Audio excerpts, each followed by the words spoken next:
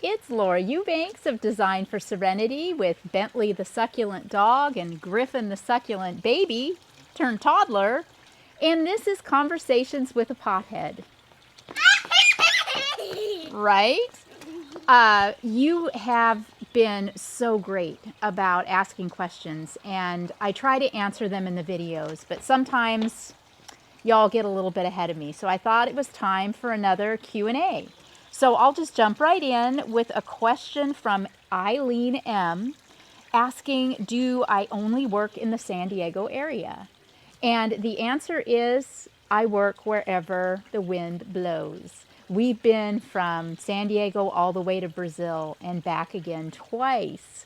So if you have a project for me and you do not live in San Diego, don't be shy. Go ahead and reach out and we'll see what we can do. Jonathan E. asks, I see that you're offering virtual consultations. How does that work? Oh my gosh, this has been huge. Started during the pandemic last year in the spring of 2020 when I wasn't comfortable going out. We were on lockdown, so I started talking with you all via FaceTime and Zoom.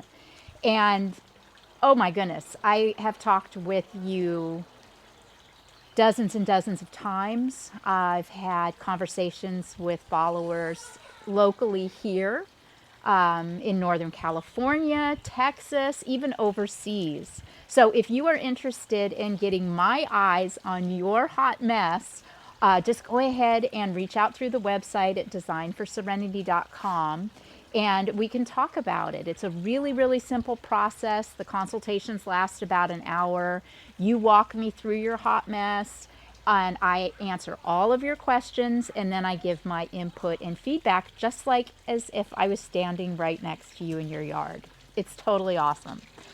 Okay, Chris A. asks, how long have you had your vacation home and do you grow succulents there? And we got our place up in Etna, California at the foot of Mount Shasta it'll be 3 years in August. It's a phenomenal, phenomenal place and a real blessing. And Greg and I and the family love to get opportunities to go and just relax. There is a cactus and succulent grower in the next town over called Fort Jones. It's Mountain Crest Gardens. Many of you are familiar with them. That's how I learned about this little jewel of a place to begin with. Hannah and I went up a few years ago and did a cold, hardy, succulent tapestry. So I haven't really experienced growing succulents personally at the vacation property because we're only there for a couple of weeks at a time. We're still spending a lot more time in San Diego than we are up in Etna. So we've just been trying to keep up with the deer who seem to want to eat everything in sight. And those of you that follow closely saw the video recently where we attempted to plant 2 trees in the yard and put up deer caging. So we'll just have to see how that goes. We don't plan on going up again until probably August. So fingers crossed it worked and I didn't just create deer cages that they cannot get out of. All right, Mandy S. asks, how's Greg doing? Many of you know that 2 years ago, August, Greg suffered a cardiac arrest at the Minneapolis airport, and we lost him for about 45 minutes, but they were able to get him back, and we had kind of a rough year, the first year. There's just a lot, that comes along with that experience. And Greg has just been amazing how he sailed through it. And for the most part is back to normal Greg. We appreciate each other more. We love on each other a heck of a lot more. I have to say that the experience has made us better. And again, want to thank all of you for your support. It was truly felt through your kindness, your comments, your GoFundMe. I mean, have a full book of the comments. Yeah, we have our daughter. Was it Liz that made the book? Yeah, our daughter Elizabeth, the succulent baby / toddler's mom, made us a book of all of the wonderful comments that you all made during that time. And you're just an incredible community, and we love you so, so much.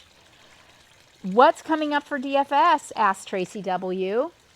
What isn't coming up for DFS? Having just come back from a couple of weeks up north, we are slated for multiple in-person consultations. We have 2 coming up in Oceanside, we have 1 in San Marcos, and we have 1 in Escondido. We're going to be doing a giant barrel colony of epic proportions in Rancho Bernardo in the very, very near future. We're just awaiting HOA approval on our plans for that one. We are doing a coral reef in University City in a couple of weeks. And we are doing a true xeriscape at a property in Lakeside, which is a really hot part of inland San Diego, week after next. So tons and tons of work, lots of maintenances to come. That's one thing to remember, that after I do a project, I like to take care of it.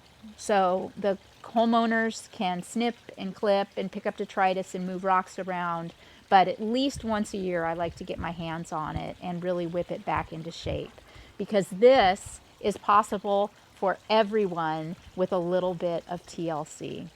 Well, I hope that you have enjoyed my conversations with a pothead. I'm going to leave her under the pergola for the summer, like we talked about, and fertilize these little string of pearls and see if we can't get them greener and plumper. It'll be a really fun experiment. I don't generally baby succulents, but I'm in the mood. So, wishing you all a wonderful time with your family and your gardens. Thank you so much for tuning in, for joining, for subscribing, for asking questions. Please continue to reach out. No subject is off limits.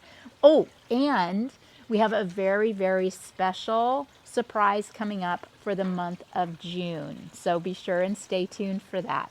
This has been Laura Eubanks reporting from her garden in Chula Vista, California, with your succulent tip of the day and conversations with my girl. Bye, guys.